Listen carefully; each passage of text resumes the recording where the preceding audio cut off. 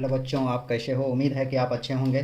तो बच्चों, हम आज आपके लिए अध्याय 1 अर्थात वास्तविक संख्याएं रियल नंबर्स के पार्ट 4 के को लेके आए हैं बच्चों।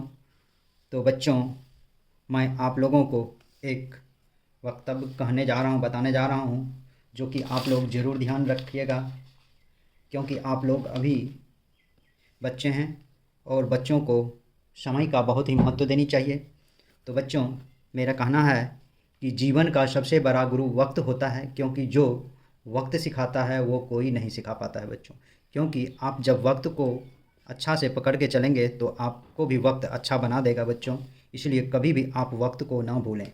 यही आपसे मेरा उम्मीद है कि आप इस वक्तव्य का पालन करेंगे। तो बच्चों, चलते हैं आज पार्ट 4 के प्रथम प्रश्न की ओर। प्रथम प्रश्न दिया हुआ है, 1/a⁴n का मान निम्नांकित में से कौन सा है? ए में a⁴+n, बी में a⁻−n, सी में n⁻−a और डी में है -n⁴a।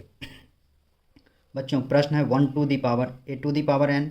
बच्चों, घातांक और करनी के नियम से जाना जाता है कि यदि 1/x² रहे तो यहाँ हो जाता है 1 × x⁻², अर्थात ये प्लस में पावर ऊपर जाएगा तो माइनस में हो जाएगा। इसी तरह से वहाँ यह भी 1 × a⁻−n, अर्थात a⁻−n इसका आंसर होगा। इसीलिए 1 का आंसर हो जाएगा बच्चों ऑप्शन नंबर बी। नेक्स्ट प्रश्न है बच्चों, प्रश्न नंबर 2, a+√b का प्रमेयकारी गुणक क्या होगा? ए में है बच्चों a+√b, बी में है बच्चों a-√b, सी में है बच्चों a/√b और डी में है कोई नहीं। बच्चों, a+√b का प्रमेयकरण जब भी कहेगा करने के लिए, तो बच्चों प्रमेयकरण क्या होता है? जो भी दिया हुआ रहता है उसके अपोजिट से उसको मल्टीप्लाई करना होता है। प्रमेयकरण का यही नियम होता है बच्चों। जैसे 1/x√2+1 है तो इसका प्रमेयकरण √2−1 बच्चों √2−1/√2−1 से मल्टीप्लाई करेंगे तो यहाँ √2−1/√2 का स्क्वायर -1 का स्क्वायर, अर्थात ये √2−1/√2 का स्क्वायर 2−1, अर्थात √2−1/1 होगा। इसी तरह से इसको जब हम करेंगे बच्चों, इसको सॉल्व करेंगे तो यह हो जाएगा आपको a+√b × a-√b, इसको लिखेंगे। इसका अपोजिट जो होगा, तो चूँकि बच्चों आप जानते हैं a+b × a-b बराबर क्या होता है? चूँकि आप जानते हैं a+b × a-b इक्वल टू होता है a² - b² होता है बच्चों। इसीलिए यह हो जाएगा a²√b का स्क्वायर इक्वल टू a²√b का यदि स्क्वायर करेंगे तो बच्चों b होगा। यह इसका मतलब इसका आंसर हो जाएगा बच्चों। प्रमेयकरण करने का अर्थ है कि इसका रूट समाप्त हो जाना चाहिए बच्चों। इसलिए रूट समाप्त कब हुआ? जब a-√b से मल्टीप्लाई किए तो इसका रूट समाप्त हुआ और तब प्रमेयकरण हुआ बच्चों, अर्थात इसका प्रमेयकरण, यहीं आपको आंसर आ गया बच्चों। और इसका प्रमेयकरण जो है बच्चों a-√b से करना होगा। इसीलिए 2 का आंसर हो जाएगा बच्चों ऑप्शन नंबर बी। नेक्स्ट प्रश्न है बच्चों, यदि 65 तथा 117 का मौसो 65m - 117 के रूप का है तो m का मान क्या होगा? ए में 4, बी में 3, सी में 2 और डी में 1। बच्चों, इसको आसानी से आप सॉल्व कर सकते हैं। ये 65 तथा 117 का मौसो आपको 65m - 117 दिया हुआ है। सर्वप्रथम 65 से आप 117 को डिवाइड करेंगे एक बार में। 65 2 5 65 52 3 1 52 4 टाइम्स में मौसो इक्वल टू 13 होगा बच्चों। अब कह रहा है, चूँकि दिया हुआ है मौसो इक्वल टू 65m - 117, तो यहाँ 13 इक्वल टू 65m - 117, 13 + 117 बराबर 65m होगा। तो इसको 65 m इजकल टू आप 130 लिख सकते हैं बच्चों, इसलिए m इजकल टू 130 बट्टे 65, 65 दूना 130, m बराबर 2 आंसर होगा बच्चों, इसीलिए 3 का आंसर हो जाएगा आपको ऑप्शन नंबर सी। नेक्स्ट अर्थात 4 नंबर प्रश्न दिया हुआ है बच्चों, यदि a और b अभाज्य संख्या है तो a और b का लॉसव क्या होगा? a में a, b में b, c में a b और d में a बाई b। बच्चों a और b क्रमशः अभाज्य संख्या है। मान लीजिए कि माना कि a और b क्रमशः 2, 3 या 3, 5 कोई भी अभाज्य संख्या है। बच्चों अभाज्य संख्याओं का लॉस और 2, 3 का यदि लॉस निकालेंगे तो 2 1 जा 2, 3 से देंगे तो 3 1 जा 3, अर्थात एलसीएम इजकल टू क्या होगा? 2 इंटू 3 अर्थात 6। उसी तरह से 3, 5 का एलसीएम भी हो जाएगा बच्चों, यदि इसमें नहीं लगता है तो इसका भी एलसीएम आप डायरेक्ट लिख सकते हैं, ये तो मैं आपको समझाने के लिए बताया हूँ। 3 इंटू 5 अर्थात 15 होगा, इसीलिए ए और बी का लॉस आपको ए बी होगा बच्चों, अर्थात आंसर हो जाएगा आपको 4 का ऑप्शन नंबर सी। नेक्स्ट प्रश्न है बच्चों प्रश्न नंबर 5, दो लगातार संख्याओं का मौसो क्या होगा? ए में 4, बी में 2, सी में 1, डी में 3। बच्चों माना कि दो लगातार संख्याएं बराबर 1, 2 या 2, 3 या 3, 4 डॉट डॉट कुछ भी हो सकता है बच्चों। इसका मौसो निकाल के देखें, 1 से 2 को डिवाइड करेंगे 2 टाइम्स में, इसका मौसो आपको हो गया क्या? 1। दूसरा देख लेते हैं बच्चों, 2 से 3 में देंगे 1 टाइम्स में, 2 1 जा 1, 2 1 जा 1, 2 1 जा 2, 2 से 1 को गुना करेंगे 2, 3 में से 2 गया 1, 1 को 2 से डिवाइड करेंगे 2 का 2 कट गया, अर्थात यहाँ भी मौसो आपको क्या आया? 1, अर्थात 3, 4 को भी निकालेंगे तो इसका भी मौसो 1 होगा, इसीलिए 5 का आंसर हो जाएगा बच्चों ऑप्शन नंबर सी। नेक्स्ट प्रश्न है बच्चों प्रश्न नंबर 6, 5005 के कितने अभाज्य गुणनखंड है बच्चों? ए में 4, बी में 5, सी में 6, डी में 7। बच्चों 5005 के अभाज्य गुणनखंड, आप अभाज्य गुणनखंड जब भी निकालते हैं तो उसका एलसीएम निकालते हैं बच्चों। इसका एलसीएम निकालेंगे तो 5 से 10001 होगा। अब इसको हम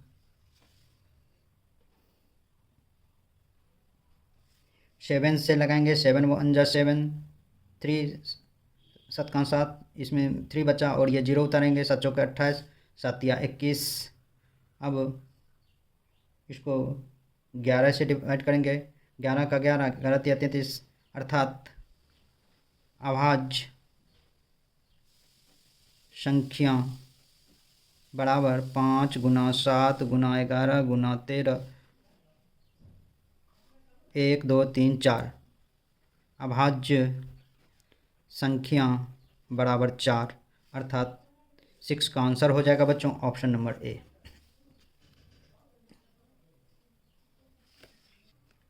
नेक्स्ट प्रश्न है बच्चों प्रश्न नंबर 7, यदि प्रथम 13,986 अभाज्य संख्याओं का योग n है तो n हमेशा भाज्य डॉट डॉट से होगा। ए में 4, बी में 6, सी में 8, डी में कोई नहीं। बच्चों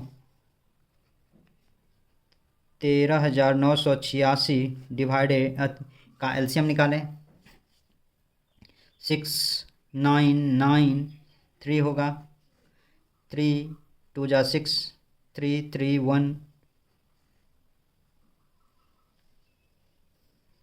3 से 3 7, 3 7 7 हो जाएगा बच्चों, फिर 7 से 1 1 1, 3 से 37।